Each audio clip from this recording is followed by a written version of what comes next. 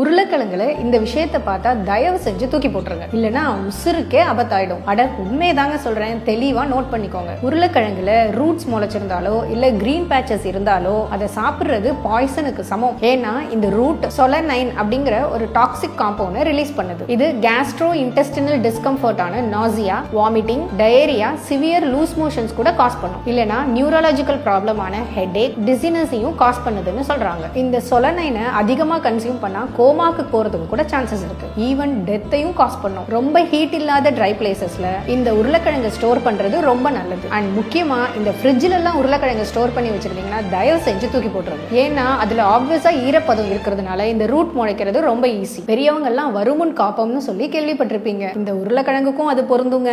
உங்களுக்கு தெரிஞ்ச நல்ல சமைக்க தெரிஞ்சவங்களுக்கு, முக்கியமா சமைக்க தெரியாதவங்களுக்கும் இந்த வீடியோவை ஷேர் பண்ணுங்க.